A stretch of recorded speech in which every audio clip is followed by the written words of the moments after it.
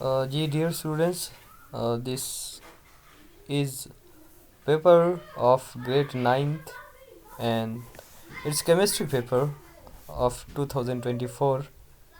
इसमें first question है an element x of period 3 with atomic mass 27 है और इसके पास 3 इलेक्ट्रॉन्स इन वैलेंस शेल है। कैलकुलेट इस number of electrons protons neutrons. देखिए लास्ट शेल में अगर 3 है तो और वो थर्ड पीरियड का एलिमेंट है तो दैट इज़ अल्मोनियम। और अल्मोनियम ने के जो हमने एटॉमिक मास भी गिवन है 27। सो 27 है और उसका एटॉमिक नंबर जो है आपके पास 13 है। तो यहाँ पे न्यूट्रॉन जो होंगे that will be 14, atomic number 13 and then neutrons atomic के मास से अगर हम माइनस करेंगे तो 14 आ जाएगा। और लास्ट शेल में 3 इलेक्ट्रॉन्स है कहा था। इसके बाद 3 इलेक्ट्रॉन्स जब वो लूज़ करता है तो of course there may be 10 electrons और इसमें 10 इलेक्ट्रॉन्स प्रोटॉन 13 और न्यूट्रॉन्स आपके पास 14 होंगे। इसका सोल्यूशन आप देख सकते हैं, यहाँ पे मैंने लिखा हुआ है क्वेश्चन 1 का। So coming towards next question, that is complete the given table by choosing the correct element for each of the following property।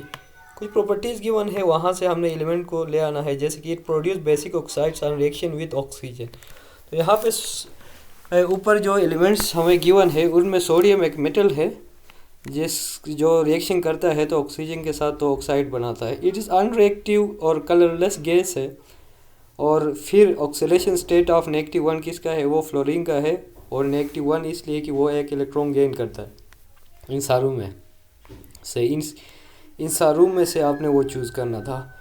और अनरिएक्टिव और कलरलेस जो गैस है उनमें गैस से हमारे पास हीलियम है, उसका कोई कलरलेस है और वो रिएक्टिव नहीं है क्योंकि सारी जो नॉर्मल गैस है हीलियम नियॉन है, आपके पास हीलियम है, ये सारे नोबल गैसेज है वो रिएक्टिव नहीं है, अनरिएक्टिव है। तो ये आंसर है, आप देख सकते हैं क्वेश्चन नंबर 2 का। उसके बाद third question describe the movement of particles in liquid state and if a liquid is exposed to cold temperature what will effect on the movement of particles. Of course liquid में देखिए कि हमारे पास 3 states हुआ करते थे। Liquid में थोड़े से पार्टिकल्स थोड़े से दूर होते हैं जबकि सॉलिड में क्लोजली पैक्ड होते हैं और फिर गैस में बहुत ज़्यादा दूर होते हैं। तो फर्स्ट क्वेश्चन का आंसर यही है कि in liquid particles are closely packed but they can move past each other, they allow flow होता है, उनके बीच में गैप होता है। जब कोल्ड टेम्परेचर में अगर हम उसको एक्सपोज करें तो काइनेटिक एनर्जी उनका स्लो डाउन होता है। Kinetic energy is due to the movement of particles. अब जब हीट देते हैं तो फिर काइनेटिक एनर्जी इंक्रीज होता है, जब टेम्परेचर कम करते हैं तो काइनेटिक एनर्जी कम होता है। सो पार्टिकल्स की जो मूवमेंट है वो स्लो होगी वहाँ पे। इसके बाद हमें पता है कि गैस मॉलिक्यूल्स जो है बहुत ही दूर होते हैं due to weaker intermolecular forces. तो जब बहुत ही दूर होंगे तो ज़्यादा जगह घेरेंगे, तो it will therefore they will occupy more volume.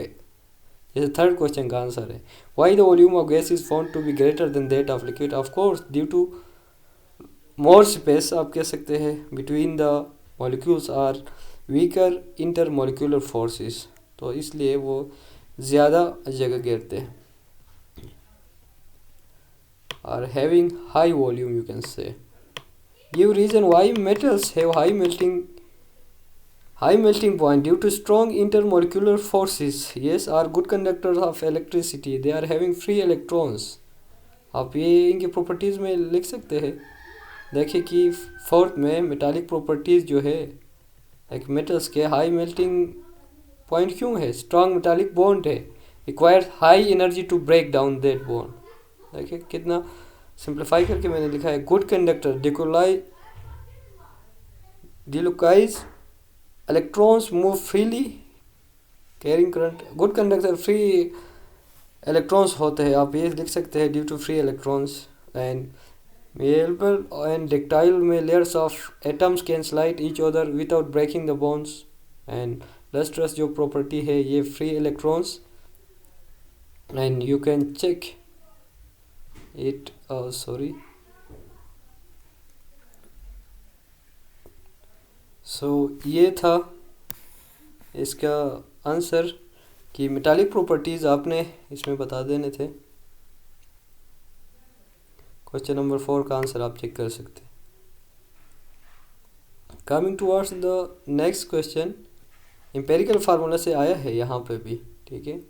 जैसे देखो कार्बन, हाइड्रोजन और ऑक्सीजन गिवन है, तो इनके मास से हम डिवाइड करने के बाद फिर हम क्या करते थे, सिंपलेस्ट रेशो इनके बीच में जो नंबर आ रहा है उससे हम डिवाइड करते थे, क्योंकि लास्ट वीडियो में भी मैंने किया था।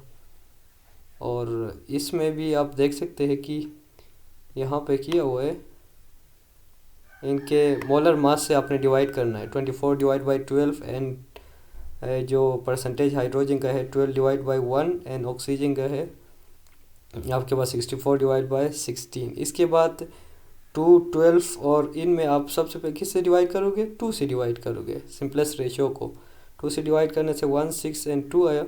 सो आप लिख सकते हैं कि 1 कार्बन 6 हाइड्रोजन एंड ऑक्सीजन, ये इम्पेरिकल फार्मूला आया। उससे यहाँ से हम इम्पेरिकल फार्मूला हम निकाल सकते हैं। एक कार्बन का 12 है एंड देन 6 हाइड्रोजन का 6 इंटू 1 एंड ऑक्सीजन का एक का 16 है, तो 2 होंगे, तो 2 इंटू 16 करके सम करने से 50 आ गया। ये इम्पेरिकल मास आया। Empirical molar mass divide by empirical formula mass करने से हमारे पास n आ जाता था। उसको फिर हम क्या करते थे, इम्पेरिकल फार्मूला के साथ मल्टीप्लाई करके हम इम्पेरिकल मॉलिक्यूलर फार्मूला निकालते थे, जो कि प्रीवियस वीडियो में मैंने किया है, आप देख सकते हैं। सो इसके बाद जो क्वेश्चन है उसमें देखिए कि क्या कहा गया कि last question, I think this is the last question.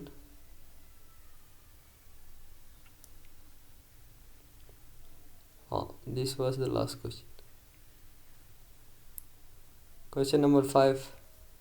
और इसी का बी पार्ट ए पार्ट किया है एंड देन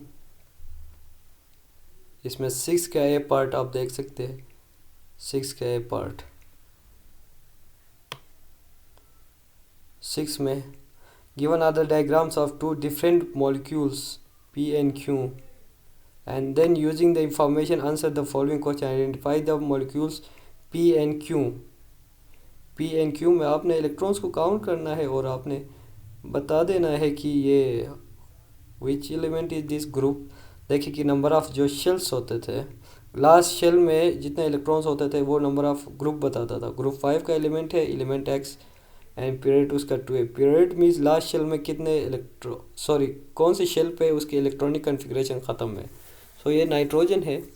उसके बाद एलिमेंट Y आप क्वेश्चन में देख सकते हैं कि ग्रुप 1 का है, वो इसलिए कि लास्ट उसके शेल में 1 एलिमेंट है, इलेक्ट्रॉन है, और पीरियड जो नंबर ऑफ शेल्स बता देता है, पीरियड 1 है, हाइड्रोजन है। इसी तरह Z जो है ग्रुप 7 का है, पीरियड 3 है, क्लोरीन है ये, और मॉलिक्यूल NH3 PNH3 है, और मॉलिक्यूल Q HCl है, क्लोराइड हाइड्रोजन क्लोराइड है।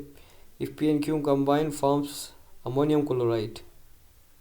सो इसमें ये कुछ मैंने लिखा हुआ आप देख सकते हैं। इसमें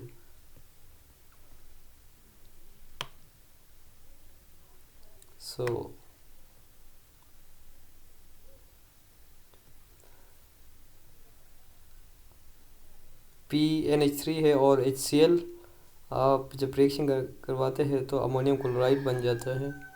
and then dot and cross diagram for ammonium ion shares 1 electron H plus with lone pair N and chlorine ion attached ionically, और of course this is ionic bond between characteristics में high melting point conducts electricity in molten state, क्योंकि यहाँ पे हम salt की बात कर रहे हैं।